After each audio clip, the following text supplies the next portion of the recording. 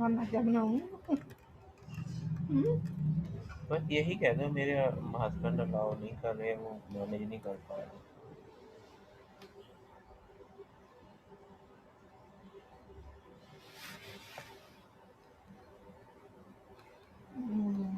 Nanditya, sorry, I can't attend because of some family क्या नहीं वो कहते वो मसरूफ है। फैमिली असाइनमेंट्स क्या? उन्हें बोला यूनिवर्सिटी की एक्टिविटीज़ में वो मसरूफ हैं, वो नहीं टाइम स्पेंड कर पा रहे, तो सॉरी उसके बगैर तो नहीं मैं आ सकती थी इस तरह का।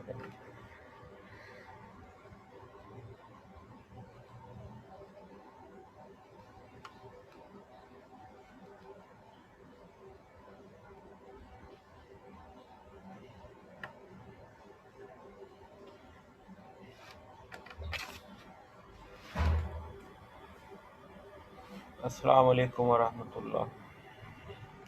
अच्छा वालेकुम सलाम सर। वालेकुम अस्सलाम। सर आज हमारी 2 क्लासें हैं। नहीं यार 2 नहीं थी, मुझे गलती से ना क्लास इवनिंग की थी, कह दिया मॉर्निंग वालों को, और वो मिक्स बच्चों ने अटेंड किए, कुछ मॉर्निंग वालों ने किए, कुछ इवनिंग वालों ने की। तो अब मैंने दोनों को फिर इनवाइट कर दिया, तो इससे ये होगा कि दोनों के पास वो दोनों लेक्चर तो शेयर हो जाएंगे, तो फिर दोनों जो अटेंड करना चाहिए वो भी कर लेंगे। वो ये नहीं देखा कि वो मॉर्निंग की क्लास बाद में होती, पहले इवनिंग की होती है। वो इनविटेशन मैंने दिया था उनको, मॉर्निंग वालों को। जी समझ, सर हमारी क्लास हो गई है फर्स्ट टाइम। अब वो देख लें, आपने अटेंड करनी है तो उसी टॉपिक को मैं जो है ना थोड़ा सा और डिफाइन करूँगा। तो वैसे टाइमिंग आपकी वो थी, लेकिन आप लोगों ने अटेंड तो नहीं किया, आपकी जगह मॉर्निंग वालों ने की है ना। सर ये हमारा लेक्चर नहीं था, हमारा सुबह था। कह तो रहा हूँ, तो तुम्हारी जगह मॉर्निंग वाले, तुमने अटेंड की है क्लास, नहीं की ना। सर मैं मॉर्निंग की हूँ। मॉर्निंग की है, तो आप मॉर्निंग है तो सर मैं भी मॉर्निंग। अब ये टाइम मॉर्निंग का है। अब ये टाइम मॉर्निंग का है, आप लोगों ने कर ली ना वहाँ पे, तो मैंने आपको भी दोनों को इनवाइट कर लिया। आप दो देख लें, जो फिजिबल जिसके अटेंड करना वो अटेंड कर ले, नहीं करना चाहे तो कोई मसला नहीं। Okay sir. हाँ, मैं उसी टॉपिक को रिफाइन करूँगा बेसिकली। आप अलबत्ता वीडियो दोनों देख लेना। अस्सलाम वालेकुम।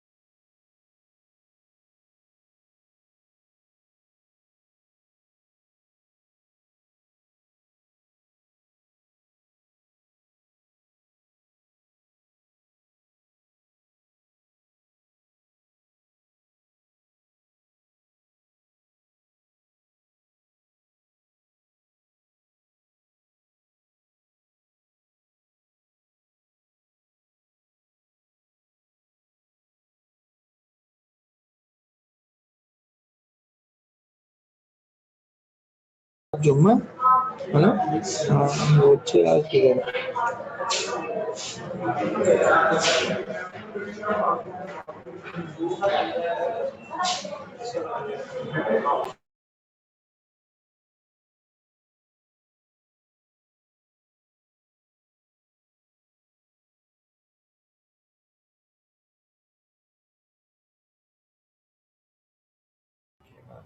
अस्सलाम वालेकुम। अच्छा भाई, लास्ट लेक्चर के अंदर जो है हम लोगों ने फॉर्म वैलिडेशन की बात कर रहे थे। फॉर्म वैलिडेशन में कल मैंने एक जगह पे जो है आपको कहा था कि इसकी इम्प्लीमेंटेशन हम कल करेंगे, तो वो मैं इसको दोबारा आपको रिमाइंड भी कराता हूँ कहाँ पे किस स्लाइड के अंदर हम लोगों ने ये काम किया था।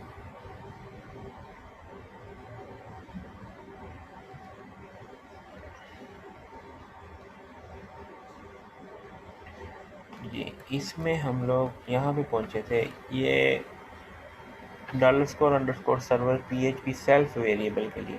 कल मैंने ये बताया था कि फॉर्म वैलिडेशन के लिए आप क्या करते हैं कि यूज़र जब अपने डाटा को सबमिट करता है तो बजाय ये कि वो किसी और पेज पे जाए, उसी पेज के ऊपर वो वैलिडेट करके बता दे कि इसमें कोई चीज़ मिसिंग है या नहीं। उसके लिए जो है ये एक ग्लोबल वेरिएबल था PHP सेल्फ, जो सर्वर के जो है ना इसके साथ हम इसको यूज़ करते थे, सुपर ग्लोबल वेरिएबल था। उसका जो है आज इसका यूजेज जो है आपको बताना है। इसके लिए जो है हमारे पास ये देखें, फ़र्ज़ किया हम लोगों ने कुछ इस तरह से वैलिडेट करना चाहते हैं अपने फॉर्म को। ये आपके पास एक फॉर्म है,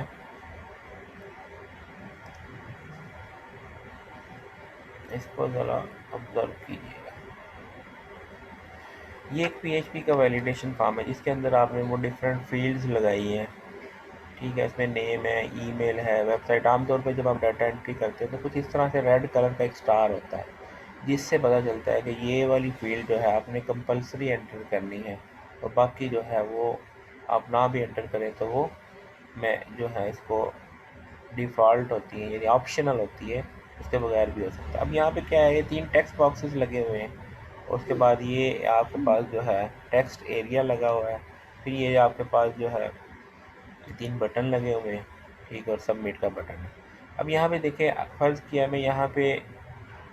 मैंने यहाँ पे एंटर दिया नेम, ईमेल नहीं दिया, ठीक है, और मैं इसको एंटर करता हूँ तो ये आपको देखें इस तरह से एरर मैसेज दे देता है कि जनाब यहाँ पे ईमेल नहीं दिया आपने, यहाँ पे आपने जेंडर नहीं दिया, ठीक है।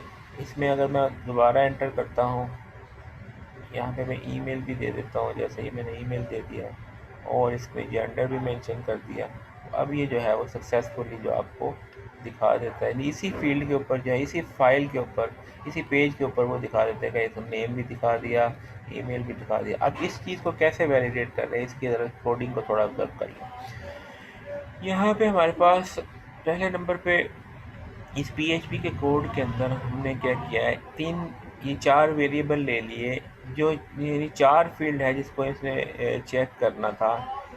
एक नेम की एरर, एक ईमेल की एरर, एक जेंडर की एरर और एक वेबसाइट की एरर।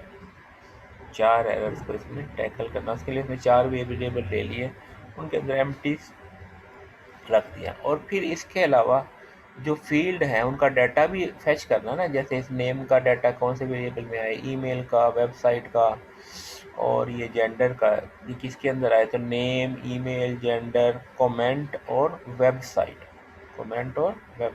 इन सब का डाटा भी इसको पहले वेरिएबल में क्या कर लिया, एम्प्टी कर लिया। अब यहाँ पे इसमें जो, जैसे आपने वो उसके स्लाइड के ऊपर भी देखा था कि यहाँ पे ये चीज़ चेक कर रही है, यहाँ पे सर्वर रिक्वेस्ट मेथड क्या किया, पोस्ट।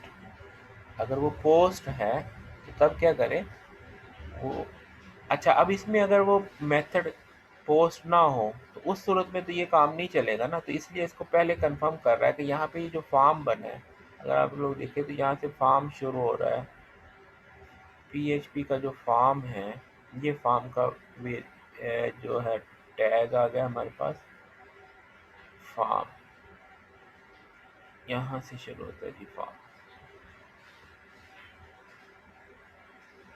ये फॉर्म, यहाँ पे ये फॉर्म शुरू हो रहा है। फॉर्म के अंदर आपने क्या कहा कि फॉर्म का मेथड क्या होगा, पोस्ट, और एक्शन क्या होगा, PHP echo HTML special character PHP self. ये जो कल वहाँ पे जो कमांड लिखी हुई थी, ये वही कमांड है। इससे ये होगा कि ये रीडायरेक्ट होगा सेम पेज के ऊपर, यानी इस सबमिट के बटन को क्लिक करने से आप किसी नए पेज पे नहीं जाएंगे, बल्कि इसी पेज पे वापस रीडायरेक्ट होंगे। ये PHP अंडरस्कोर सेल्फ की वजह से php_self की वजह से आप इसी पेज पे रीडायरेक्ट होंगे। अच्छा, आप जब इसी पेज पे रीडायरेक्ट होंगे तो आपने फॉर्म क्या बनाया, आपने फॉर्म में ये एक नेम का जो है टेक्स्ट फील्ड रखा और इसके ऊपर क्लास अप्लाई की, क्लास कौन सी, एरर की, और उसके ऊपर ये एरर मैसेज दे दिया, ठीक है। और इसी तरीके से ईमेल, इसके ऊपर जो है वो स्पैन के ज़रिए जो है वो क्लास दे दिया, ठीक है। अच्छा, अब यहाँ पे इसी तरीके से जो आपकी वेबसाइट है इसके ऊपर आपने एरर जो है वो शो कर दिया। टेक्स्ट एरिया के ऊपर आपने कोई कमेंट नहीं दिया तो इसके ऊपर वो स्पैन नहीं लगाया, एरर वाला। अच्छा, इनपुट का रेडियो बटन है, इसके ऊपर भी आपने वो एरर के लिए ये क्लास एरर और ये स्पैन लगा दिया। अच्छा, अब ये जो क्लास एरर है आप उसको आपने डिफ़ाइन किया, कैसे डिफ़ाइन किया वो यहाँ पे डिफ़ाइन कर रहे हैं आप क्लास एरर को। अब यहाँ पे आपने वो चेक किया कि अगर सर्वर का मेथड पोस्ट हो और वो अगर नेम एम्प्टी है तो ये जो नेम एरर है उसकी जगह क्या क्या लिखा हुआ आ जाता है, नेम इज़ रिक्वायर्ड।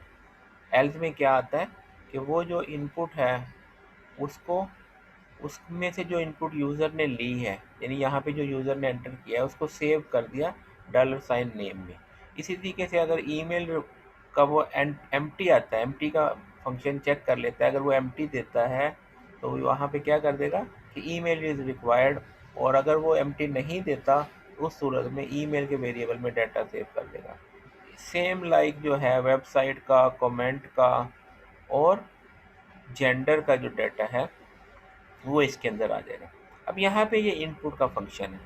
इनपुट का फंक्शन क्या करता है, डाटा को ट्रिम करता है, स्ट्रिप लैशेस करता है, HTML स्पेशल करैक्टर निकालता है और ये टेस्ट करता है इनपुट डाटा को। टेस्ट करता है किसको, इनपुट डाटा को। तो यहाँ पे ये जो नीचे इनपुट दिखा रहा है वो इस वजह से दिखा रहा है कि वो वेरिएबल्स के अंदर इंफॉर्मेशन आ गई थी, उसको यहाँ पे डिस्प्ले करवा दिया। अब यहाँ पे एक काम और हुआ है कि सबमिट के बटन के ऊपर type submit, name submit, value submit, submit के बटन के ऊपर एक्शन क्या परफॉर्म होना है, एक्शन यहाँ पे। अब यहाँ पे देखिए एक और चीज़ है कि ये जो फॉर्म का वैलिडेशन फॉर्म बनाया है, ये फॉर्म, इससे पहले यहाँ पे क्लास एरर जो है ये क्लास बनाई एरर की और रिक्वायर फील्ड स्पैन, और इसको जो है इम्पोज कर दिया इसके अंदर कि फॉर्म का मेथड पोस्ट है action PHP echo HTML special character, ये हमने दे दिया और इनपुट के अंदर जो है वो एरर दे दिया। तो अब इससे क्या होता है कि वो चेक करता है एक एक को, जब ये सबमिट करते हैं तो यहाँ पे एक एक वैल्यू को चेक करता है। अगर तो वो वैल्यू मौजूद है, अगर वो वैल्यू मौजूद है तो उसको क्या करता है, उसको इनपुट के फंक्शन के थ्रू गुजारता है, इनपुट के फंक्शन के थ्रू गुजारता है। और वो इनपुट का फंक्शन क्या करता है, उसको चेक करता है, डाटा को चेक करता है, उसकी स्ट्रिप लैशेस निकालता है और उसके स्पेशल करैक्टर निकालता है और उसको रिटर्न करता है। उससे क्या होगा कि वो जो फालतू चीज़ें जो उसके साथ अटैच होती हैं वो रिमूव होकर यहाँ इसको मिल जाती हैं। तो इस तरीके से जो है वो यहाँ पे आप इसको चेक कर सकते हैं। अच्छा, ये फॉर्म वैलिडेशन की जो चीज़ें हैं, ये फॉर्म वैलिडेशन की अब यहाँ पे देखें, इससे यहाँ से अब थोड़ा सा इसको कंसीडर करते हैं कि यहाँ पे मेथड पोस्ट ये वाली सारी चीज़ें आपने कर ली थी कि गेट और पोस्ट दो होती हैं। ये मैंने बताया था कि गेट के अंदर आपका डाटा विजिबल होता है, गेट के अंदर डाटा का, ये वाली चीज़ हमने जब HTML पढ़ी थी ना, HTML का फॉर्म पढ़ा था तो वहाँ पे भी ये बात हमने देखी थी। पोस्ट और गेट मेथड दो देखे थे। ये गेट के ज़रिए जब होता है तो आपका डाटा विजिबल फॉर्म में होता है, आप पोस्ट के ज़रिए करते हैं तो वो उसका जो है उसके अंदर चला जाता है कि आपके जो एसोसिएटेड एरे होती है उसके अंदर जो डाटा जो है ग्लोबल वेरिएबल जो है आपका पोस्ट के नाम से, उसके ज़रिए डाटा जाता है। अब यहाँ पे फॉर्म वैलिडेशन की बात आ गई। यहाँ पे आप फॉर्म वैलिडेशन इस तरीके से आप स्टार लगा के फॉर्म को वैलिडेट कर लेते हैं अगर वो कुछ रॉन्ग होता है। यहाँ पे अब एक और चीज़, वैलिडेशन रूल्स क्या हैं फॉर दी फॉर्म क्या है, name require plus must only contain letter and multi and white spaces. Name के अंदर क्या चीज़ें आ सकती हैं, लेटर और वाइट स्पेसेस आते हैं। ईमेल के अंदर क्या आना चाहिए, must contain valid email address @ होना चाहिए, डॉट होना चाहिए। वेबसाइट के अंदर ऑप्शनल है present, it must contain valid URL. ठीक है, कमेंट भी ऑप्शनल है, multi line input extra. Gender जो है रिक्वायर्ड, मस्ट सेलेक्ट वन। अब यहाँ पे ये देखें, यहाँ पे इसी के बारे में बता रहा है कि इसमें ये भी कंपलसरी है, ये रिक्वायर्ड फील्ड है, ये ऑप्शनल है, कमेंट ऑप्शनल है, और इसी तरीके से जेंडर मस्ट रिक्वायर, और ये चीज़। अच्छा, अब ये इसके रूल्स इसने बनाए। अब टेक्स्ट फील्ड में आपने ये देखें यहाँ पे ये वैल्यू सिंपली अगर आप करते हैं तो ऐसे आ जाएगा, input input input text area आपने लगा दी। रेडियो बटन आपने लगाने तो वो भी सिंपल, आपने radio type radio button name और वैल्यू दे दी। अब जो फॉर्मेट एलिमेंट है, मेथड क्या है, फॉर्म का जो मेथड पोस्ट है, एक्शन क्या है HTML special character.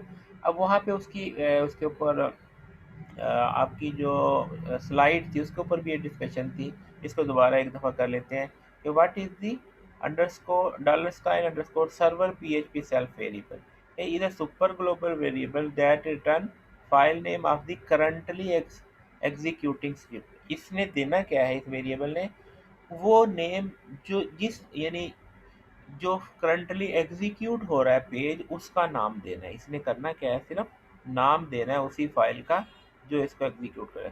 So the send the submitted form data to the page itself instead of jumping to different page. तो किसी और पेज पे सेंड करने की बजाय खुद ही जो जिस जहाँ से ये सबमिट हो रहा है उसी के अंदर रिसीव भी हो रहा है, जहाँ से सबमिट हो रहा है उसी के अंदर ही रिसीव भी हो रहा है।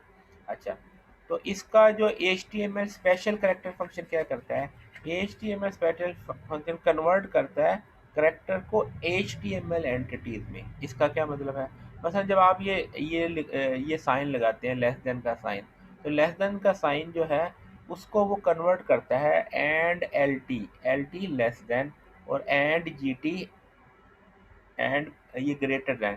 तो इससे क्या करता है कि ये क्या करता है कि आपका जो स्पेशल करेक्टर्स को कन्वर्ट करता है HTML एंटिटीज में। This mean that it will replace HTML character like this, इसको कन्वर्ट करेगा इसके अंदर। ये इसका ये कोड है। यानी अगर आप HTML के अंदर अब लिखते हैं ना, हेड लिखते हैं, बॉडी लिखते हैं और टाइटल लिखते हैं, उससे पहले लेस देन साइन और ग्रेटर देन साइन लिखते हैं। अगर आप लेस देन ग्रेटर देन की बजाय ये चीज़ भी लिख लें तो वो भी चल जाएगा। इसका फ़ायदा क्या है, this prevent attack from exploiting the code by injecting HTML और JavaScript code cross site scripting attack in form. अब वो cross site scripting in form क्या है उसको देखते हैं। अब big note on PHP form security, ये तो can be use by hacker. इसको जो है हैकर भी यूज़ करते हैं। कैसे यूज़ करते हैं, इन PHP self use in your page, then user can enter a slash and then some cross site scripting XSS command to execute। मसलन वो यहाँ पे क्या करता है, cross site scripting is a type of computer security vulnerability typically found in web application। XSS enable attacker to inject client side scripting into web pages viewed by other user। वो क्या करता है कि आपका डाटा कोई और उसको देख सकता है, आपके डाटा को क्या हुआ लगा दो। तो इसके अंदर जो है हम क्या करते हैं, assume we have the following form page name test form.php। अब इसके अंदर क्या, form method post action PHP echo server PHP self। now if user enter the normal URL in the test bar like www.example.com or test form.php, the above code will be translated to action test form dot. अब इससे क्या होगा कि आप एक normal URL में slash डाल के आपने अपनी फाइल इसमें इंट्रोड्यूस करवा दी टेस्ट फॉर्म डॉट। इससे क्या होगा कि उसका कोड जो है अच्छा, अब इसमें क्या होगा, consider that user enter the following URL। अगर वो ऐसे करे, इसके अंदर जो है वो स्क्रिप्ट लिख दे, क्या लिख दे, ये टेस्ट फार्म डॉट PHP, और उसके बाद क्या है, उसके अंदर स्लैश डाल के ये सिर्फ स्क्रिप्ट लिख दे, और इसके अंदर कुछ भी नहीं किया, अभी सिर्फ क्या किया है, एक अलर्ट दिया है। क्या किया है, एक अलर्ट दिया है, the above code will be translated to, तो वो किस में कन्वर्ट हो जाएगा, इस तरीके से स्क्रिप्ट में। This code add script tag and alert command and when page load the JavaScript code will be executed. This just simple harmless example, यानी इसमें कुछ ऐसा सच नहीं है। इसको जो है मैं यहाँ पे मैं देखता हूँ कि हमारा वो सर्वर चल रहा है कि नहीं, उसको चलाते हैं, फिर इसको ये करके दिखाते हैं आपको। यहाँ पे जैम्प सर्वर था,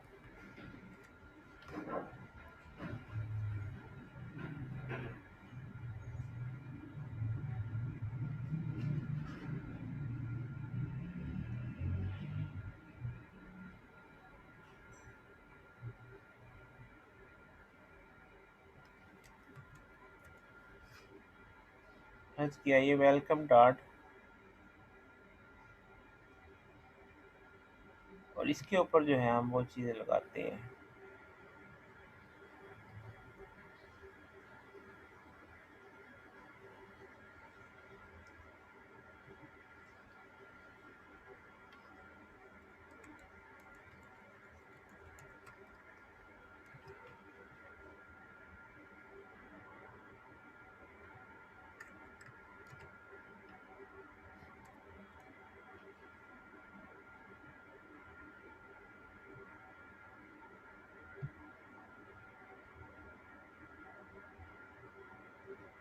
कहाँ पे गड़बड़ है, हाँ अच्छा ये साथ में,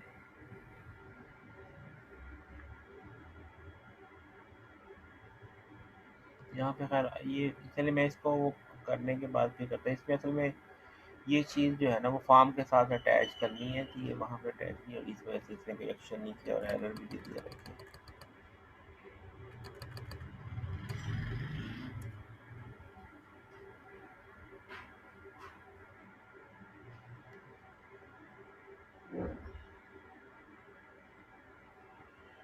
चले, तो यहाँ पे क्या होगा, इस कोड से क्या है, जो आपका स्क्रिप्ट जो है वो एग्जीक्यूट हो जाएगा। इसमें होना क्या है कि इसको जब आप चलाएंगे तो इससे वो एक आपको जो वेब पेज लोड होगा उससे पहले एक अलर्ट आ जाएगा। इससे पहले क्या आ जाएगा, अलर्ट आ जाएगा। ये थोड़ा सा सिक्योरिटी एलिमेंट है, अभी आपके लिए हैवी भी हो जाएगा, इसको वैसे ट्राई किया जा सकता है। इसको मैं एग्जीक्यूट करके आपको नेक्स्ट क्लास में चेक करवा दूँगा। अच्छा, अब वो उसी कोड पे आते हैं कि जैसे हम लोगों ने क्या किया कि उसके अंदर वो वेरिएबल्स बना लिए, और फिर जो है इनके डाटा को इनपुट के थ्रू गुजारा। ये एक फंक्शन लिखा है टेस्ट इनपुट, ये देख रहे हैं, ये टेस्ट इनपुट को जो है ये वैलिडेट करता है। और वैलिडेट क्या करता है, डाटा को ट्रिम करता है। ट्रिम का मतलब ये है कि एक्स्ट्रा स्पेसिस ख़त्म करता है। फिर स्ट्रिप स्लैशेस करता है। स्ट्रिप स्लैशेस से क्या होता है कि जो स्लैश वगैरह लगी होती है वो रिमूव कर देता है। और ये जो HTML स्पेशल करैक्टर है वो क्या करता है, आपके पास यहाँ पे ये देखें, ये इसकी सारी डिस्क्रिप्शन लिखी है कि कौन सी चीज़ क्या करता है। कि यहाँ पे first thing we do will pass variable through PHP HTML special character function. When we use HTML function if use tries to submit the following in text field, इसको क्या करता है, this would not be executed because would be saved as HTML escape code like this। इसके अंदर ये ऐसे होगा, this code is now saved to be displayed on page और inside email। we will also do more thing, यहाँ पे हम strip करते हैं। स्ट्रिप कैरेक्टर एक्स्ट्रा स्पेसिस हटाएगा, टैब हटाएगा, न्यू लाइन्स को हटाएगा फ्रॉम यूज़र इनपुट से with PHP trim function. PHP का जो है ट्रिम का फंक्शन है उसकी तरह। Remove back slashes from the user with PHP strip slashes function के लिए क्या करेगा, ये जो बैक स्लैश वगैरह इनको हटाएगा। इस next step is create function that will do checking which is much more convenient same code. अब वो कोड के अंदर उसको चेक करता है। वो ये मैंने बताया कि यहाँ पे क्या है, स्पेशल करैक्टर भी हटाता है, स्लैशेस भी हटाता है, ट्रिम भी करता है, और उसको यानी डाटा को प्री प्रोसेस करके फालतू चीज़ें से हटा के फिर उसको रिटर्न करता है। तो इससे क्या हुआ तो वो डाटा मेथड पोस्ट के ऊपर अब इसमें वो यानी इसमें सेफ्टी की जो बात आपको मैं बता रहा था, उसने सेफ्टी की ये बात की कि कुछ लोग करते क्या हैं कि आपके जो यूआरएल है उसके अंदर एक्स्ट्रा जो है हैकिंग की चीज़ें ऐड करके आपके प्रोग्राम के डाटा को उठाने की कोशिश करते हैं, इनपुट को उठाने की कोशिश। उस उठाने से बचाने के लिए हम क्या करते हैं कि हम इस तरीके से उसके जो एक्स्ट्रा स्लैशेस लगा के वो अपना स्क्रिप्ट का कोड लिखता है, उसको बचाने के लिए ये चीज़ है कि जितने भी स्पेशल फैक्टर हैं उनको वो रिमूव कर देगा और वो स्क्रिप्ट नहीं चल सकेगा, वो स्क्रिप्ट नहीं चल सकेगा। तो ये वो इसमें जो है वो सिक्योरिटी के पॉइंट ऑफ व्यू से है कि वो स्क्रिप्ट और ये जो सिंपल डाटा है उसको स्क्रिप्ट हटा के फिर उसको प्रोसेस करके सेव करेगा और वो आपको डिस्प्ले करवा देगा।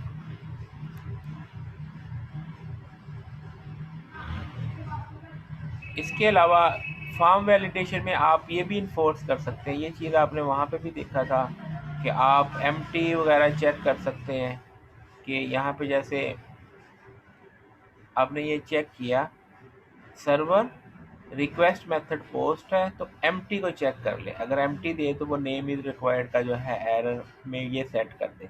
अब यहाँ पे वो क्या करता है कि ये जो आपकी पीएचपी जो एरर मैसेज कैसे डिस्प्ले करता है उसको देखिएगा। यहाँ पे इसने क्या किया, एक स्पैन लगाई क्लास एरर की और इसके अंदर डिस्प्ले करवा दिया वो वेरिएबल के अंदर जो जो एरर दिखानी है ना, जो एरर दिखाएगा ये इसकी बिल्ट इन क्लास है, क्लास एरर।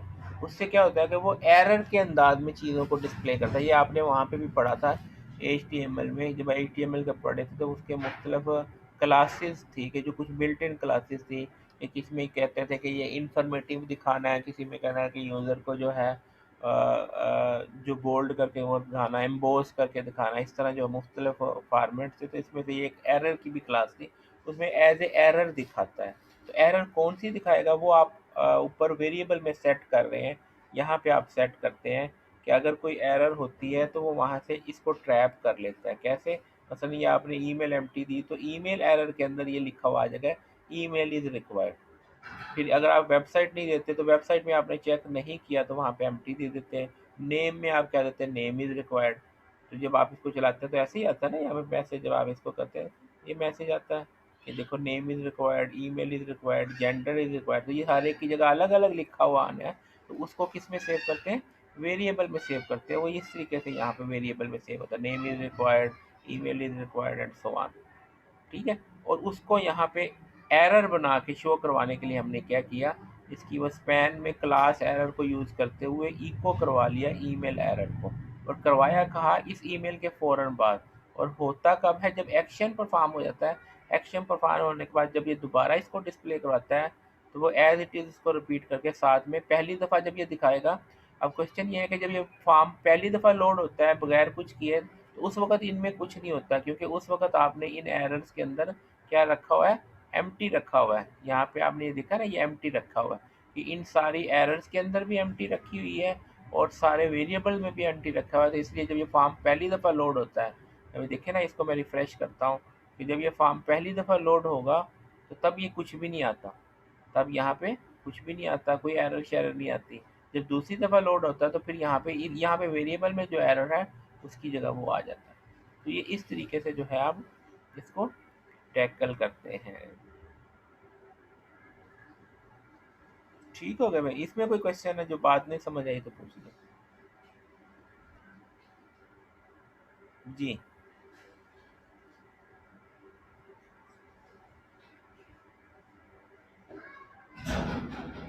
ठीक है भाई।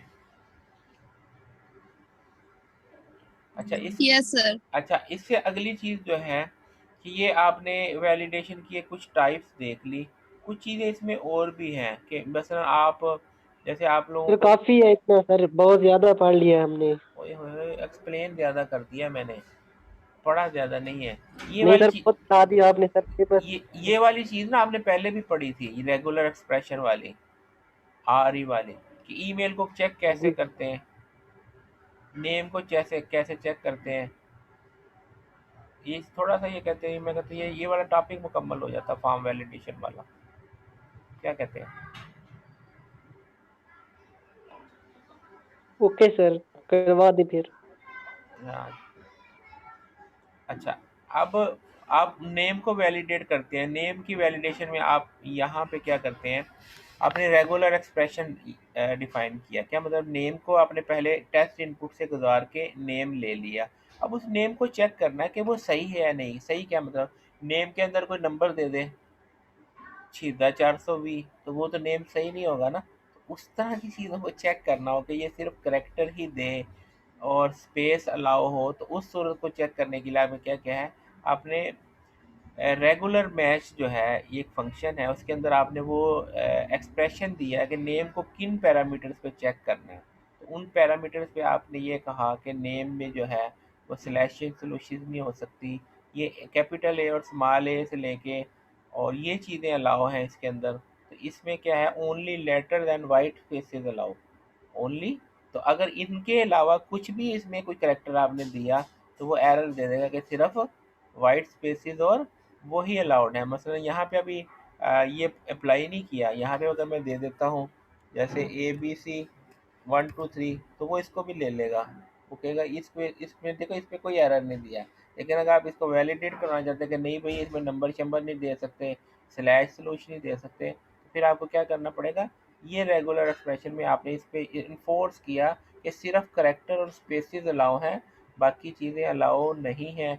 और ये इसकी वो सारी डिटेल जो रेगुलर एक्सप्रेशन, हमने वो जब HTML पढ़ रहे थे उसमें रेगुलर एक्सप्रेशन पढ़े थे, वहाँ हमने ये बात भी पढ़ी थी। इसी तरीके से ईमेल को चेक करने के लिए, वो ईमेल का वैलिडेट ईमेल के लिए जो है हमारे पास ईमेल ली और उसको फिल्टर वैलिडेट ईमेल। तो यहाँ पे हमने वो क्या दिया कि ये जो PHP फिल्टर वेरिएबल फंक्शन है ईमेल एड्रेस के लिए, well formed then store and error message. तो इसमें अगर वो ईमेल में जैसे ही गड़बड़ी करेगा, ये बिल्ट इन फंक्शन है फिल्टर वेरिएबल ईमेल के लिए, फिल्टर वैलिडेट ईमेल, ये इसका वो है कोड है।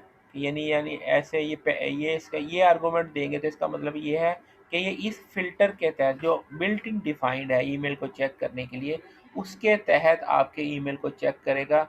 और अगर इसमें कुछ गड़बड़ है तो वो ये मैसेज दे देगा ईमेल इनवैलिड फॉर्मेट। तो इस तरीके से जो है आप क्या है, ईमेल को भी वैलिडेट कर सकते हैं। और अगर आपको और यूआरएल को करने के लिए इसका रेगुलर एक्सप्रेशन ये है कि यूआरएल जो है स्टार्ट करे HTTPS से स्टार्ट करे, और उसके बाद ये फॉरवर्ड स्लैशेज हो, फिर www हो, फिर यहाँ पे कुछ नंबर और टेक्स्ट का मिक्सचर हो, फिर डॉट हो, और ये इस तरीके से जो है जो इसने वेबसाइट का जो फॉर्मेट बना है उसमें अगर इस फॉर्मेट से हट के कोई वेबसाइट देता है तो वो इनवैलिड यूआरएल का दे देगा। ठीक है।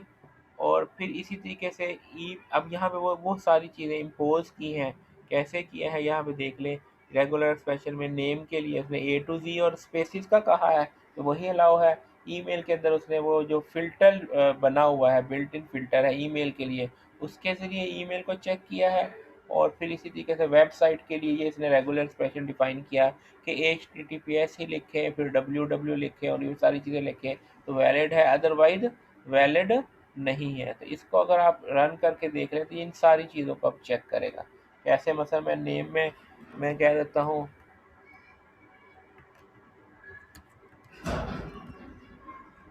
रशीद 456, तो यहाँ पे आएगा। इसमें मैं ईमेल कुछ गलत दे देता हूँ, मसलन इसमें @ की बजाय इसमें मैंने $साइन दे दिया, ये दे दिया। ठीक है। तो अब वेबसाइट में भी मैं सारा नहीं देता तो वो देते gcuf.edu.pk ऐसे कर दिया। अब इसको सबमिट किया तो ये देखें जी, only letter and white spaces allowed, और यहाँ पे ईमेल को भी इनवैलिड कर दिया, इसको भी कर दिया। अगर सही दूँ, मसलन मैं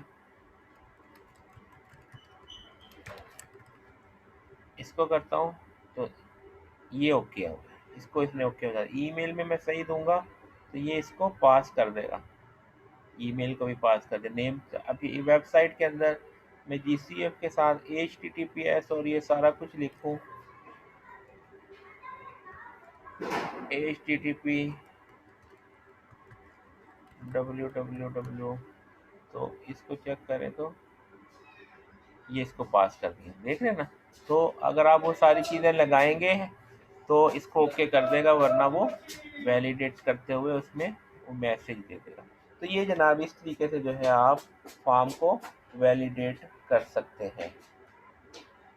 ठीक है जी, यहाँ तक इसमें अगर कोई क्वेश्चन है तो पूछ लें।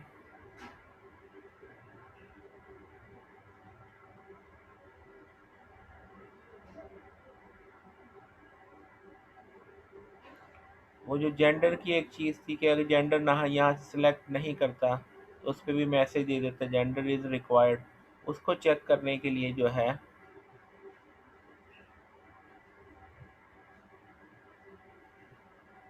उसको चेक करने के लिए आप कैसे चेक करते हैं, यहाँ पे इसकी भी कोडिंग लिखी हुई है कि जेंडर इनपुट टाइप में वो यहाँ पे चेक कर लेता है इज सेट।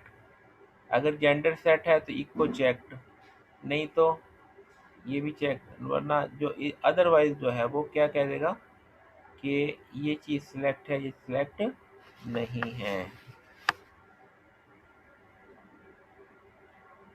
ठीक है, तो ये इस सेट के जरिए जो है उस बटन को भी चेक कर सकता है। चलें जी, यहाँ तक कोई क्वेश्चन है तो पूछ लें, नहीं तो क्लास को एंड करते हैं जी। कोई बात पूछनी है तो नो पूछ लें। सर। चलिए ठीक है, नो सर, क्लियर है अब। चलिए। Thank you.